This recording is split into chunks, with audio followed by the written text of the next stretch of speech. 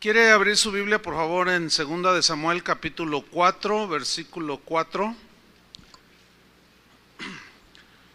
Voy a hablarles sobre la historia de Mefiboset, que es nuestra historia. La historia de Mefiboset, nuestra historia. Y vamos a leer en 2 de Samuel 4, versículo 4, y de ahí nos vamos a ir al capítulo 9, versículo 1. Entonces, busque 2 de Samuel 4, 4 y capítulo 9 del mismo 2 de Samuel, versículo 1. Voy a leer 2 de Samuel 4, 4, dice: Y Jonatán, hijo de Saúl, tenía un hijo lisiado de los pies. Tenía 5 años de edad cuando llegó de Jezreel la noticia de la muerte de Saúl y de Jonatán. Y su nodriza lo tomó y huyó. Y mientras iba huyendo apresuradamente, se le cayó el niño y quedó cojo. Su nombre era Mefiboset. Ahora vamos a 2 de Samuel capítulo 9 versículo 1 al 13. Y ahí se va a quedar en la Biblia porque vamos a estudiar este pasaje. Dice 2 de Samuel 9:1: Dijo David: ¿ha quedado alguno de la casa de Saúl a quien haga yo misericordia por amor de Jonatán?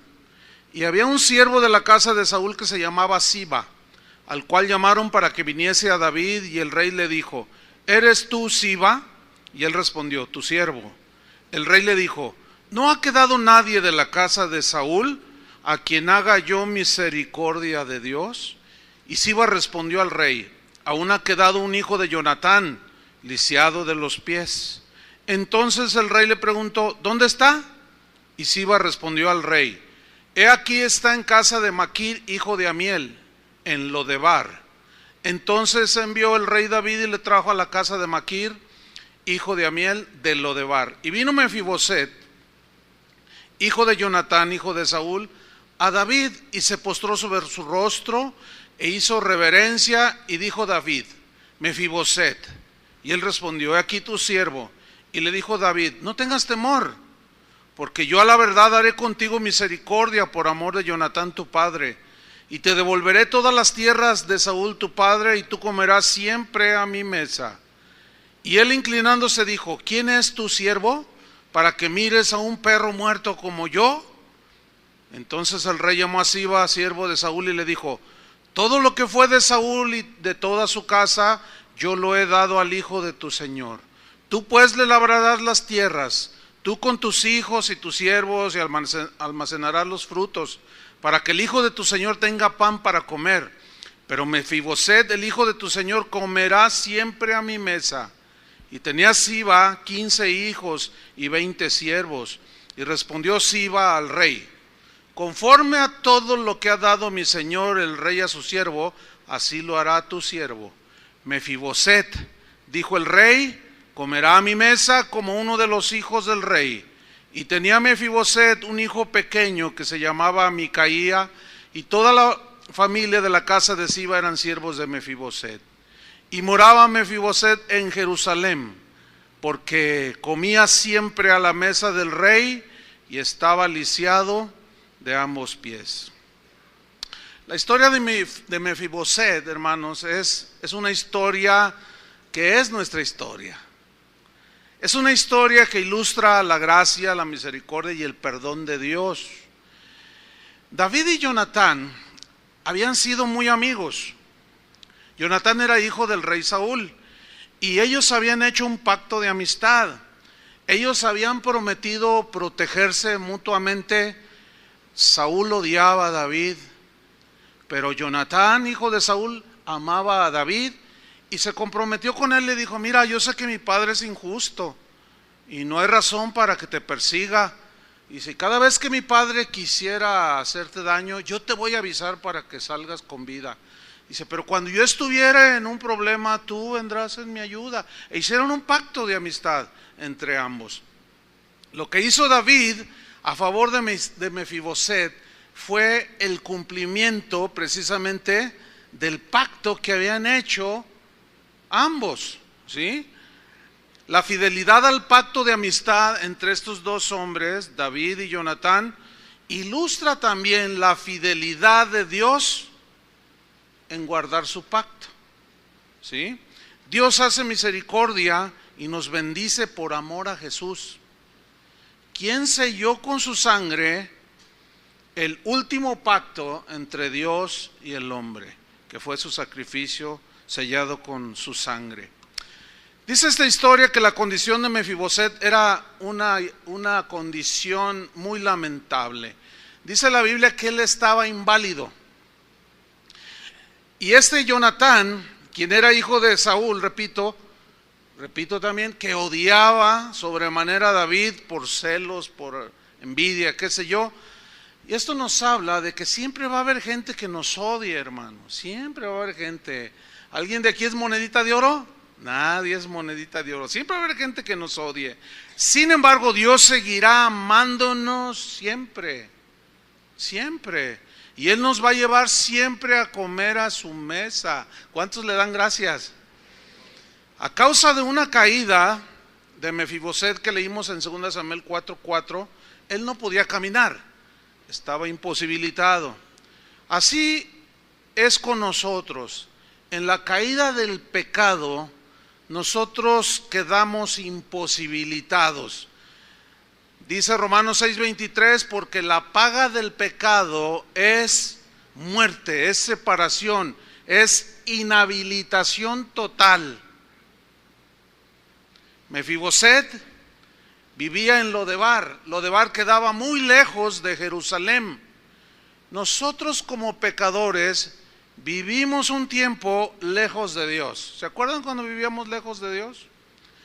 Pero ahora en Cristo, dijo Pablo, vosotros que en otro tiempo estabais lejos, ahora habéis sido hechos cercanos por la sangre de Cristo. ¿Cuántos le dan gracias al Señor? David hace una pregunta, vamos a 2 Samuel capítulo 9 versículo 1, porque allí David hace una pregunta y dijo, ¿ha quedado alguno de la casa de Saúl a quien haga yo misericordia por amor de Jonatán? Recordándose del pacto. Aquí lo que vemos es a un David haciendo misericordia. ¿Se acuerdan que Jesús dijo, bienaventurados los misericordiosos, porque ellos alcanzarán misericordia? Recuerden que David fue un varón conforme al corazón de Dios, que tuvo errores como cualquier ser humano, pero tuvo rasgos muy notorios del carácter de Dios, y este fue uno. Y el cristiano está llamado a ser misericordioso porque él recibió misericordia. ¿Cuántos recibieron misericordia?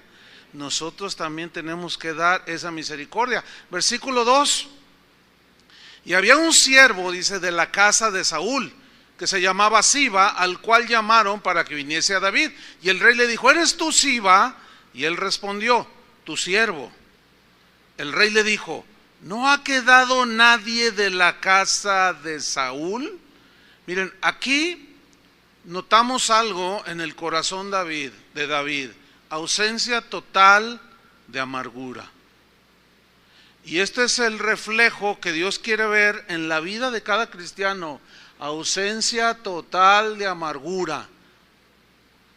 Porque nuestros enemigos hieren nuestro corazón. Pero David aquí se nota que él, pues a pesar de que era odiado, él no quería vengarse, jamás quiso hacerlo. Dice, ¿no ha quedado nadie de la casa de Saúl a quien haga yo misericordia? Aquí vemos otro rasgo del carácter de David. Una revelación que se nos dio en el Nuevo Testamento, no os venguéis, amados, vosotros mismos, sino dejad lugar a la ira de Dios. Pero también la Biblia dice que debemos de pagar, nos hacen un mal y nosotros debemos de pagar, ¿cómo? Con un bien. David recibió el mal de Saúl, pero él no pagó mal por mal, él pagó un bien por un mal.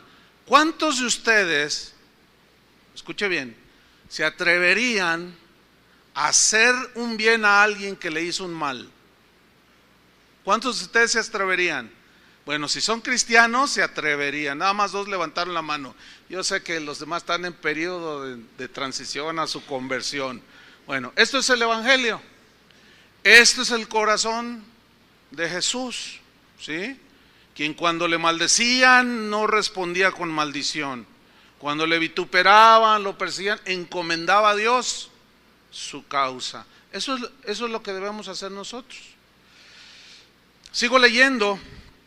Dice, no ha quedado nadie de la casa de Saúl a quien yo haga misericordia de Dios. Y Siba respondió al rey, aún ha quedado un hijo de Jonatán, uno solo, dice, lisiado de los pies. Entonces el rey le preguntó, ¿dónde está?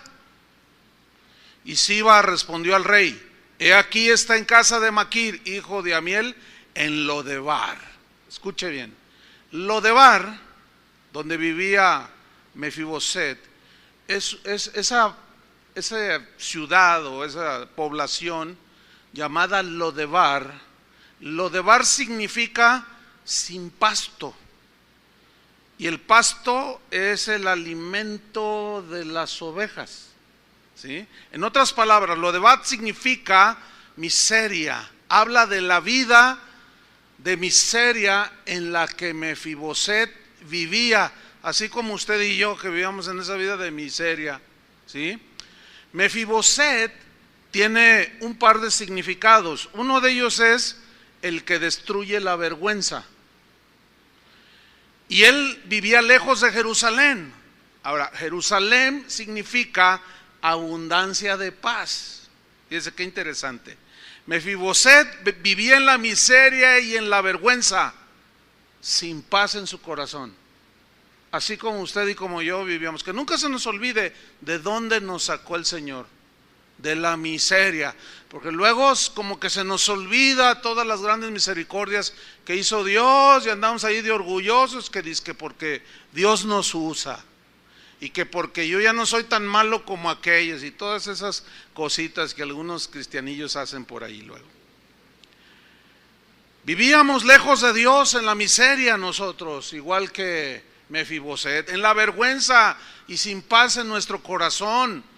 Dice Pablo a los Efesios que en los cuales anduvisteis en otro tiempo siguiendo la corriente de este mundo, conforme al príncipe de la potestad del aire, o sea, siguiendo a Satanás, ¿verdad? El espíritu que ahora opera en los hijos de desobediencia, entre los cuales también todos nosotros vivimos en otro tiempo en los deseos de nuestra carne, haciendo la voluntad de la carne y de los pensamientos. Y éramos por naturaleza hijos de ira, lo mismo que los demás. Así es que nadie tiene un mérito absolutamente de nada. Fuimos salvados por misericordia. El mismo Pablo en Efesios, que estoy leyendo capítulo 2, dice, y Él os dio vida a vosotros, cuando estabais muertos en vuestros delitos y pecados. Pero Dios, que es rico en misericordia, por su gran amor con que nos amó, aún estando nosotros muertos en pecados, en esa miseria, ¿sí? Sin paz, sin Dios, sin nada, nos dio vida juntamente con Cristo.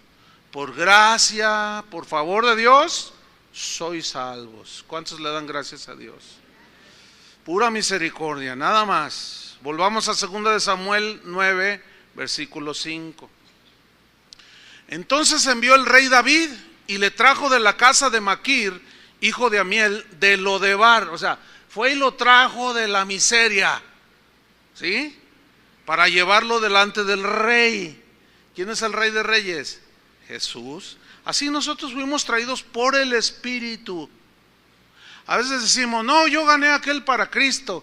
Pero no, en realidad nosotros no ganamos nada. Nosotros nada más compartimos el Evangelio, pero el Espíritu es el que convence de pecado, de justicia y de juicio y de la condición en la que vivimos. Por eso tenemos que confiar en el poder que tiene el Evangelio para salvación. Cuando nosotros le compartimos a alguien el Evangelio, confiemos en que el Espíritu hace su trabajo. A veces la gente reacciona pues de manera natural, nadie a la primera reconoce su condición de vergüenza, ¿sí? De desnudez, de miseria espiritual y de miseria de todo tipo. Entonces, dice el versículo 6, y vino Mefiboset o sea, fue traído, hijo de Jonatán, hijo de Saúl, a David, y se postró, o sea, se humilló. Sin duda que Mefiboset pensaba que lo iba a matar. ¿Por qué? Porque era del linaje de Saúl, ¿sí? Pero ya vimos que el rey David era un hombre distinto, no albergaba amargura en su corazón, ni resentimiento, y mucho menos deseos de venganza, y pagó con un bien un mal que le había hecho el abuelito, ¿sí? De Mefiboset. Entonces, cuando lo traen a Mefiboset delante de David, dice, se postró sobre su rostro e hizo reverencia. Y dijo David, Mefiboset, fíjate, le llamó por su nombre, Mefiboset, como diciéndole, no más vergüenza por tu condición, estás delante del rey, ¿sí? Jesús llevó nuestra vergüenza en la cruz, eso dice la Escritura. Colosenses 2:5 dice, despojando a los principados y a las potestades, los exhibió públicamente, triunfando sobre ellos en la cruz. Él llevó nuestra vergüenza, llevó nuestra miseria y nuestra condición desastrosa, y pagó por nosotros en la cruz y nos puso delante del Rey del universo. Qué maravilloso, ¿no? Sigo leyendo allí en 2 Samuel 9:6, donde le dice, y dijo David, Mefiboset, y él respondió, he aquí tu siervo. Noten la misma respuesta que le dio Pablo cuando Dios se le reveló, la misma respuesta que dio Moisés cuando Dios se reveló, la misma respuesta que dio Abraham cuando Dios se le mostró, he aquí tu siervo, siervo, quien está aquí a tus pies, he aquí tu siervo, le dice. Y aquí vemos algo extraordinario, David llamando a este pobre hombre lisiado por su nombre, Mefiboset, le dice. Y dice la Biblia en Juan 10:3 que Jesús conoce a sus ovejas oyen su voz, y dice que sus ovejas las llama por su nombre. O sea que Él nos conoce desde antes de la fundación del mundo. Si Él conoce, como dice el Salmo, los millones y millones de estrellas, que son billones y billones de estrellas, y a todas llama por nombre, ¿cuánto más Dios conocerá a poco más de 7,000 millones de personas que habitan este globo terráqueo, y te conoce por tu nombre? Es más, antes de que tu madre y tu padre te pusieran el nombre que tienes, Él ya sabía cómo te ibas a llamar. Maravilloso, ¿no? Entonces, nada escapa de la omnipotencia de Dios. Y este es un rasgo también muy interesante en David. Mefiboset, le dice, y comienza a hablarle buenas palabras a Mefiboset. Comenzó a hablarle palabras para quitarle el temor que sin duda había en el corazón. Dice en el versículo 7, 2 Samuel 9:7, y le dijo David, no tengas temor, le dice, porque yo a la verdad haré contigo misericordia por amor de Jonatán, tu padre, y te devolveré todas las tierras de Saúl, tu padre, y tú comerás siempre a mi mesa. Mire qué palabras tan más alentadoras para alguien que sin duda pensaba que iba a ser asesinado. ¿Quién puede pararse enfrente de Dios? Nadie. La Biblia dice que nadie puede ver a Dios. ¿Por qué? Porque nuestra pecaminosidad nos lo impide.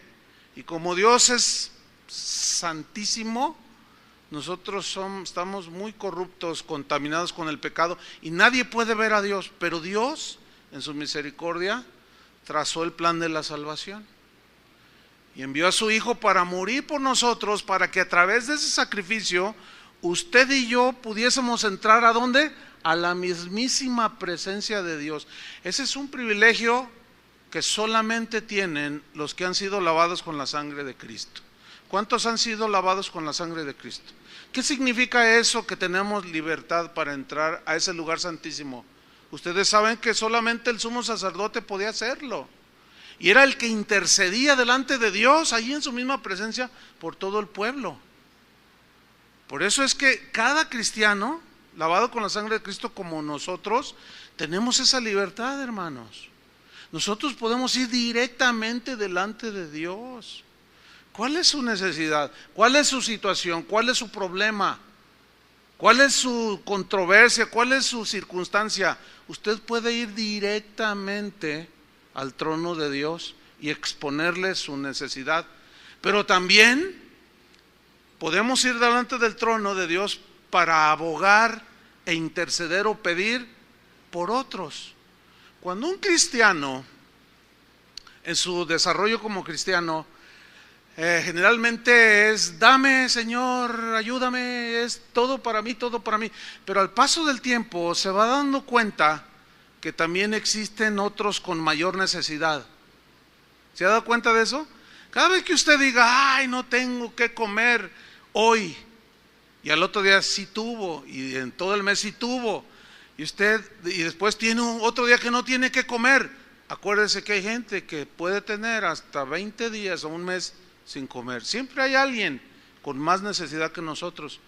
Por eso, cuando un cristiano empieza a crecer, tiene que llegar a ese nivel.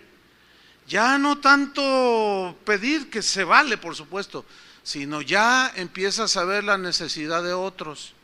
Y empiezas a pedir por tu compañero de trabajo, por la miseria en la que vive, la familia que vive a un lado tuyo en la miseria, todos bronqueados, todos peleados, hay de todo, drogas, hay de todo. Entonces tú, en lugar de andarte peleando con el vecino, mejor ora por él. ¿Entiendes? Ese es algo que solamente el sumo sacerdote podía hacer, interceder. Pero ahora que estamos en Cristo, nosotros podemos hacerlo. ¿Cuánto bien podemos hacer cuando intercedemos por alguien? De verdad, hermano. ¿Sí? Ese es un privilegio que solo los que han sido lavados con la sangre de Cristo tenemos.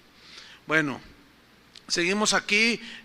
Estábamos diciendo que Dios le habló con buenas palabras para quitarle el temor a Mefiboset, y le dijo: no tengas temor. Es lo mismo que las mismas palabras de Jesús: no temáis, manada pequeña, no temáis, no temáis, siempre hablando: no tengan temor, confíen en mí, porque yo, le dijo, a la verdad haré contigo misericordia, por amor de Jonatán tu padre. Y Dios nos bendice a nosotros que somos sus hijos por medio del sacrificio de Jesús, por amor a Jesús. Y le dice: y te devolveré todas las tierras de Saúl tu padre, y tú, dice, comerás siempre a mi mesa. Qué tremendo, ¿no?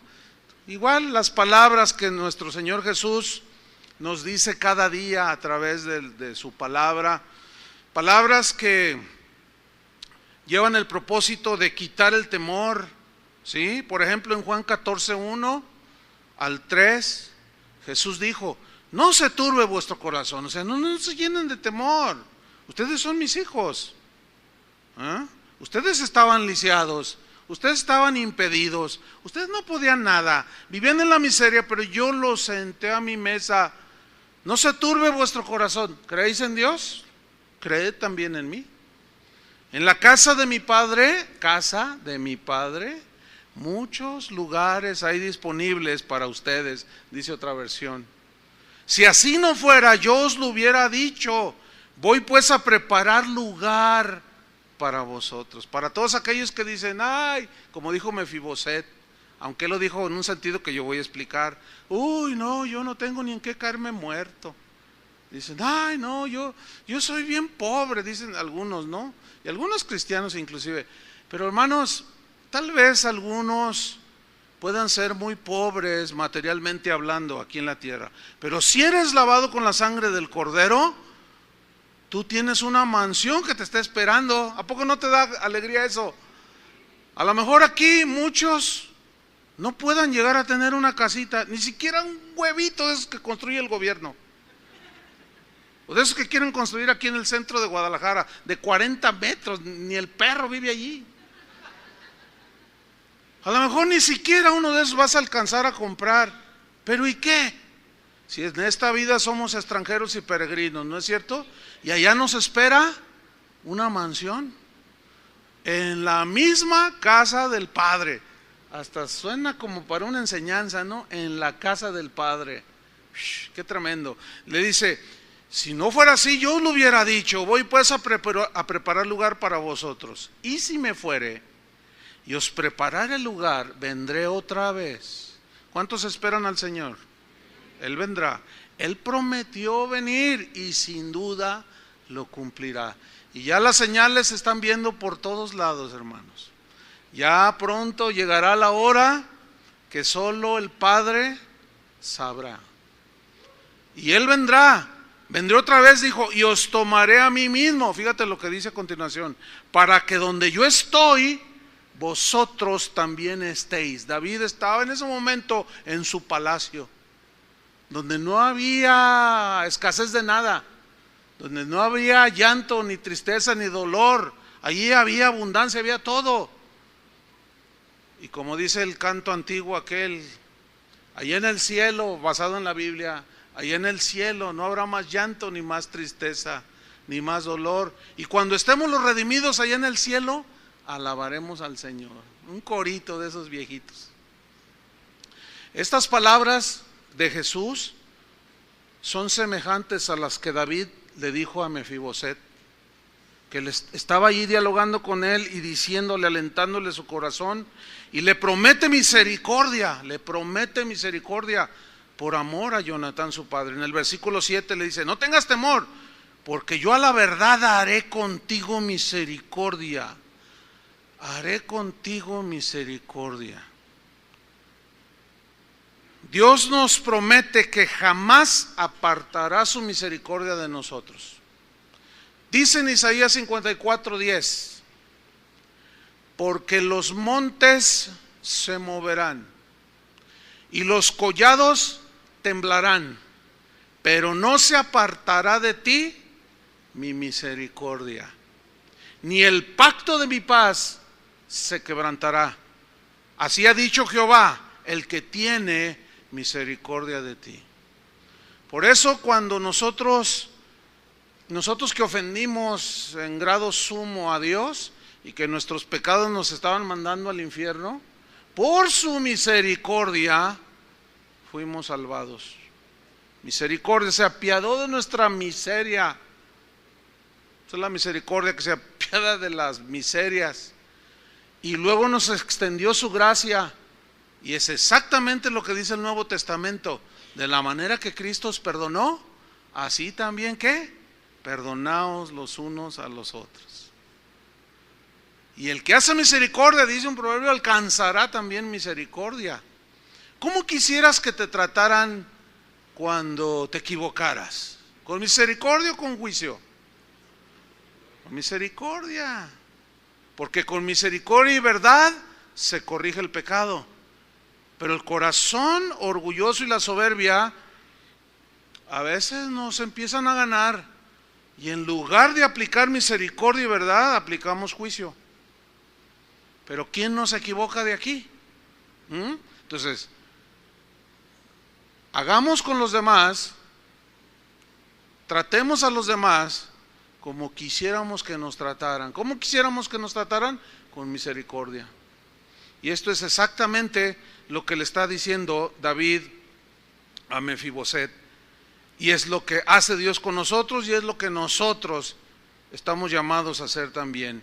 Y luego le dice en el versículo 7, le hace otra promesa y dice, te devolveré, dice, todas las tierras de Saúl, tu padre. O sea, aquí este es un hebraísmo, Saúl, tu padre, en realidad era su abuelo, pero se refiere al linaje, ¿sí? Dice, te devolveré todas las tierras de Saúl, todas las posesiones que tú tenías, que perdiste, te fueron quitadas, yo te las voy a devolver. Fue exactamente lo mismo que hizo Dios con nosotros. Nos dio vida y nos dio su espíritu, ¿sí? Y al darnos su espíritu, por esa razón, Pablo en Romanos 8:16 dijo así: el Espíritu mismo da testimonio a nuestro espíritu de que somos, ¿qué? Hijos de Dios. El mismo espíritu que mora en nosotros, dentro de nosotros, nos da testimonio a nuestro espíritu de que somos hijos de Dios. Dice el versículo 17, y si hijos, o como dice otra versión, y ya como hijos, también somos, ¿qué dice? Herederos. Ahí nos regresó. Lo que nos pertenecía, todo lo de Dios, para nosotros. También herederos de Dios y coherederos con Cristo. Otra vez, lo que nos había sido arrebatado y quitado, Dios nos lo reintegró. El diablo no nos quitó nada, el pecado fue el que nos quitó todo. ¿Entienden? Entonces, muchos se agarran peleando con el diablo, hasta hay canciones que hablan de eso. Y yo te arrebato lo que me quitó el diablo. El diablo no nos arrebató nada, porque no es nada de él, todo es de Dios, ¿sí o no? Entonces, ¿quién es el que, qué fue lo que hizo que fuésemos despojados? El pecado. Claro, sabemos que Satanás incitó a Eva, pero el pecado en sí es lo que nos quitó todo. Al ser limpiados nuestros pecados y al ser aceptados por Dios a través de Cristo, así como David estaba aceptando a ese miserable Mefiboset, le estaba restituyendo todo lo de él, y se nos es restituido, según dice la Biblia, por lo que hizo Cristo en la cruz. Le hace otra promesa a David en el versículo 7 a Mefiboset. Le hace otra promesa y le dice, fueron varias promesas. La número 1, no tengas temor, yo haré misericordia contigo, te devolveré todas las tierras de Saúl tu padre. Y número 4, tú comerás siempre a mi mesa. ¿Qué promesa, no? Mira, no es lo mismo echarte un taco ahí con tu amiguillo o con alguien que con un conocido a comer en la mesa del presidente de México, ¿verdad que no es lo mismo? Por lo que representa, ¿sí o no? Ok, pongan atención. No todos tienen ese privilegio de estar en la misma mesa del rey. Ese privilegio nos lo ha dado Dios. Por eso debemos de mantener un corazón agradecido y humilde delante de Dios. Una vez a Jesús, mientras enseñaba, Lucas 14:15, dice que oyendo esto, uno de los que estaban sentados con él a la mesa. La mesa habla de comunión, ¿sí? Desgraciadamente hoy los celulares han deteriorado mucho la relación, pero es increíble ver que cuando vamos mi familia, mi esposa y mis hijos, solemos ir a comer todos los lunes y todos apagamos el celular, porque hoy hasta mi gatito tiene celular, todo el mundo tiene celular. Apaguen su celular, nada de audífonos, nada de nada, y apagamos el celular, porque la mesa es para compartir, no solo para comer, habla de comunión, habla de una relación, ¿sí? Y es bien triste, pero sucede mucho, aún en los hogares, que se sientan a la mesa y están todos ahí. Y a veces lo hemos visto, miren aquella mesa, les digo, ven cómo está el papá con sus 3 hijas, estaba una vez una mesa, y las 3 chiquillas. Y la señora, y él también. Y luego le comían así, ay, qué horrible. No dejen que nada rompa la comunión con la familia, y menos con Dios. Amén. Menos con Dios. Que nada nos distraiga de la comunión con Dios. ¿Sí? Y oyendo uno de los que estaban sentados con él a la mesa, le dijo, bienaventurado el que coma pan en el reino de los cielos. En el reino de Dios, dijo. Bienaventurado el que, ¿qué? Coma pan. ¿Se acuerdan lo que dice bienaventurados? Lo que dice el Apocalipsis. Los que son llamados a la cena de las bodas del Cordero. La mesa está servida. ¿Sí? Y David le dice a ese que nadie lo miraba, a ese que todo el mundo despreciaba, estaba lisiado, imposibilitado, pero el Señor escogió lo necio y lo vil y lo menospreciado, dice la Biblia, para que toda la gloria sean para Él. Y le dice: Mefiboset, no tengas temor, de aquí en adelante que estás en mi presencia, te vas a sentar a mi mesa. ¿Cuántos se sientan todos los días con el Señor? Todos los días, estamos ahí en la mesa. Esa es una bendición, hermano, ¿sí? Vivíamos en lo de bar, ¿sí? Aunque algunos en el bar. En lo que haya sido, en la miseria. Pero de pronto somos trasladados a una mesa donde está sentado el Rey de Reyes. ¡Qué bendición! Dice el versículo, vamos a 2 Samuel 9:8. Le hace esta promesa y le dice en el versículo 8: y él inclinándose dijo, o sea, Mefiboset, cuando oye todo eso, que sonaba pues muy, muy maravilloso, ¿no? ¿Cuántas promesas? Y mira lo que dice, inclinándose dijo: ¿quién es tu siervo para que mires a un perro muerto como yo? Déjeme explicar esta expresión. Algunos interpretan esto como que Mefiboset tenía una muy pobre autoestima, tenía una baja autoestima de sí mismo, nada que ver con eso de poca autoestima. Ese es un concepto de la psicología moderna, ¿sí? ¿Por qué él dijo, ¿quién es tu siervo? O sea, ¿quién soy yo para que mires a un perro muerto como yo? ¿Saben por qué dijo eso? Porque él estaba reconociendo su condición. Nadie que no reconozca su condición de miseria, de pecaminosidad, de corrupción, nadie que no la reconozca no puede sentarse delante del Rey de Reyes a la mesa. Tiene que reconocer, como Isaías, cuando tuvo aquella visión, dice, y cayó allí y dijo: ¿cómo es posible que siendo yo un hombre de labios inmundo, un hombre pecador, un hombre sujeto a desórdenes, han visto mis ojos al Señor? Y allí se humilló, reconoció, ¿cómo siendo yo un hombre inmundo? Ahí está reconociendo. Y esa es la condición fundamental para poder sentarse a la mesa del Rey, reconocer tu condición. Hay gente, seguramente algunos de nosotros nos pasó, no lo sé, que cuando te compartieron el evangelio dices: no, yo no soy tan malo. Ay, no, yo no he matado a nadie, yo no he robado, dice. Es la típica, ¿no? ¿Sí la han oído esa, no?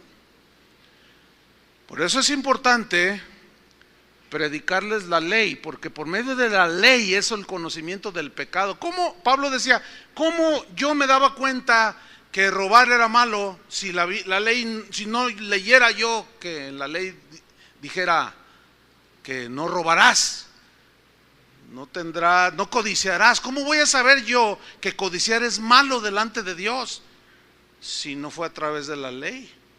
Entonces la ley me mostró a mí mi verdadera condición, y la ley es el escalón que Dios usó para llevarnos a la gracia, para que tú y yo reconociéramos nuestra condición. Por eso cuando le predicas a la gente, le hablas, necesita la salvación. ¿Pero la salvación de qué? De la condenación del infierno. ¿Perdón de qué? De todos sus pecados, porque con un solo pecado estamos destituidos de la gloria de Dios. Por eso cuando se le habla a la gente, nunca le digas: mira, si te entregas a Cristo, Dios te va a sanar, porque a veces no lo sana. Nunca le digan a la gente: si te entregas a Cristo, Dios te va a bendecir en tu negocio. No es, eso es mentira. A eso no vino Cristo. Se los he repetido 20,000 veces y hoy es la 20,001. Porque eso es muy común. No, esa no es la manera bíblica de acercar a los pecadores a Cristo. No. Cuando le dice a Siba, oye, ¿dónde está? ¿Quién queda por allí? Pues Mefiboset. Y le dice, está lisiado. Pues entonces no puede venir por su propio pie, ¿verdad que no? Pues tráemelo tú. Es necesario que alguien te lleve. Y la única manera es, está lisiado. Es un bueno para nada. No sirve para nada. Destruyó su familia. Le pega a su esposa. Maltrata a sus hijos. Es un borracho. Se droga. ¿A quién necesita? A Cristo. Entonces tú lo llevas por medio de mostrarle su condición. Y cuando la gente reconoce su condición, como aquí Mefiboset, dices, ¿quién soy yo? Soy un perro muerto. Nada de bajo estima ni cosas de ese rollo, nada que ver. Él lo que está haciendo es reconocer su condición de vergüenza y que no merecía en realidad ninguna de las bondades de ese rey bueno que era David. ¿Qué no es nuestra historia? Es como nuestra historia. ¿Quién de ustedes se atrevería a sentirse merecedor de la misericordia de Dios? Nadie, ¿verdad que no? ¿Quién de ustedes tuviera la osadía de atribuirse mérito alguno? ¿Verdad que no? ¿No? Porque la palabra de Dios nos dijo nuestra condición y la reconocimos. Entonces, por eso Él dijo, ¿quién es tu siervo? O sea, ¿quién soy yo? Yo soy como un perro muerto. Versículo 9. Entonces el rey llamó a Siba, siervo de Saúl, y le dijo, todo lo que fue de Saúl y de toda su casa, yo le he dado al hijo de tu señor. Tú pues le labrarás las tierras. Acuérdense que él estaba lisiado, o sea, lo vas a ayudar. Y ese es el proceso que el Señor hace en nosotros. Tú con tus hijos y tus siervos y almacenarás los frutos para que el hijo de tu Señor tenga pan para comer. ¿Ven cómo Dios cuida de todo? ¿Sí? Y de todos. Pero Mefiboset, dice, cuya vergüenza pues ya ha sido quitada, el hijo de tu Señor comerá siempre a mi mesa. Y tenía Siba 15 hijos y 20 siervos. Y respondió Siba al rey, conforme a todo lo que ha mandado mi señor, el rey a su siervo, así lo hará tu siervo. Mefiboset, dijo el rey, comerá a mi mesa como uno de los hijos del rey. ¿Cuántos son hijos del rey? Ahí estamos, cada día sentados a la mesa. Nuestra vergüenza ha sido quitada, nuestra miseria ha sido echada a un lado. Miren el versículo 12, vean el versículo 12. Y tenía Mefiboset un hijo pequeño. ¿Qué significa eso? Que tuvo descendencia. A pesar de su condición, pudo dejar linaje.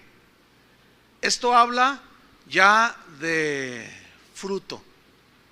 Por la condición, por más miserable que esté una persona, cuando es llevada delante de la mesa del rey, en este caso de Jesús, y el Señor quitar su vergüenza después de haber reconocido la condición, el Señor te devuelve toda la dignidad, toda la bendición que se nos fue quitada por causa del pecado, y entonces empieza la multiplicación, el dar fruto. Y Jesús, nuestro Señor, dijo, yo los he puesto para que llevéis mucho fruto. Toda planta que mi Padre no plantó, que no da fruto, es cortada. Por eso, si tú dices que eres hijo de Dios, que fuiste sacado de la miseria y fuiste llevado de Lodebar a Jerusalén, ¿entienden eso? ¿Qué significa Jerusalén? Abundancia de paz. Que fuiste llevado de la miseria a la paz con Dios. Cada uno de nosotros agradecidos con el Señor, cada día, dando fruto. Por eso, todo cristiano que en realidad ha sido lavado con la sangre de Cristo, va a dar fruto. Este tuvo un hijo pequeño, se llamaba Micaía, y toda la familia de la casa de Siba eran siervos de Mefiboset. ¿Ves cómo pasó a otra condición? A otra condición delante del rey. Versículo 13, y moraba Mefiboset, ¿en dónde? En Jerusalén. ¿Dónde vivía antes? En Lodebar, en la miseria, sin relación, sin honra, sin dignidad, sin que nadie se preocupara por él, si comía o no comía. Pero de allí, desde ese día que David, por su fidelidad al pacto con Jonatán, padre de Mefiboset, se acordó y dijo: ¿hay algún descendiente? ¿Alguien? Sí, aquí está uno, pero es un miserable, tráiganlo delante de mí. Y le habla: no tengas miedo, no tengas temor, yo te voy a dar todo lo que se te fue quitado y te vas a sentar a mi mesa. Y de allí hasta el último día de su vida, Mefiboset vivió y moró ¿en dónde? En Jerusalén. Dice la Biblia que cuando Job murió, murió anciano y lleno de días, y murió en paz, y lleno de días. Y moraba Mefiboset en Jerusalén porque comía siempre. ¿Cuándo comía? Siempre. De la mesa a la mesa del rey, y estaba lisiado de ambos pies. ¿Por qué termina diciendo y estaba lisiado de ambos pies? Escuchen bien, para que no se le olvidara que todo lo que él ahora era y tenía no había sido por sus méritos, fue por la misericordia de un hombre llamado David, que es exactamente lo mismo que hizo Jesús por nosotros. ¿Cuántos le dan gracias a él? Qué hermosa historia, ¿no es cierto? Una historia hermosísima de gracia, una historia hermosísima de misericordia, de perdón, de la vergüenza de nuestra condición, trasladados a la mesa del Rey Jesús, de Lodebar sin pasto en la miseria a Jerusalén, la abundancia de paz. Justificados pues por la fe, tenemos paz para con Dios. Disfrute la paz de Dios en medio de esta inseguridad que se vive, porque estamos todos los días en la mesa del Padre. ¿Cuántos le quieren agradecer al Señor? No se nos olvide dónde nos sacó. Amén. No se nos olvide. Pónganse de pie. Levanta tus manos al Señor y dale gracias. Dile: Señor, te doy gracias, porque así como Mefiboset, así era mi vida. Vivía en la miseria, vivía en la suciedad, era indigno. Nadie miraba por mí, mi condición, pero un día tú, Señor, me llamaste por mi nombre, y el Espíritu Santo me trajo a ti, y reconocimos nuestra condición, que éramos pecadores, que no merecíamos todos esos honores, todas esas bendiciones como las que David le estaba dando a Mefiboset. Gracias, Señor, por esa misericordia que hemos recibido. ¿Cómo no dar misericordia a nosotros? ¿Cómo no perdonar nosotros también? ¿Cómo no hacerlo? Aleluya. Si tú sentías o pensabas que nadie se fijaba en ti, ya te diste cuenta que no es así. El Señor te conoce por tu nombre, te llama por tu nombre, pero necesitas reconocer tu condición. Señor, que nunca se nos olvide de dónde nos sacaste. de las grandes misericordias que son nuevas cada mañana. Y esa misericordia es la que nos tiene de pie este día, Señor. Han pasado los días, los años desde que te conocimos y seguimos sentados a tu mesa. No nos queremos ir de ahí. Cada vez que tú nos llamas a la comunión, ahí estamos sentados a la mesa contigo, Señor. Gracias por quitar nuestra vergüenza, lo que nos impedía tener esa comunión contigo en la mesa. Y hoy podemos disfrutar, Señor, de pasto verde, abundancia en la casa del Señor. Delicias hay a tu diestra para siempre. Gracias, Señor, porque ahora hemos sido trasladados de lo de las tinieblas a la luz admirable de Jesús. Ahora vivimos en Jerusalén, la ciudad del gran rey, como el rey de Salem, Jesús, en el Antiguo Testamento revelado, el Dios de paz. Jesús, el príncipe de paz, que ha llenado nuestro corazón de abundancia de paz. Y allí viviremos, Señor, por toda nuestra eternidad. Gracias. Gracias por habernos trasladado, Señor, de la miseria a la abundancia. En el nombre de Cristo Jesús. Gracias, Señor. Amén. Que Dios les bendiga, hermanos.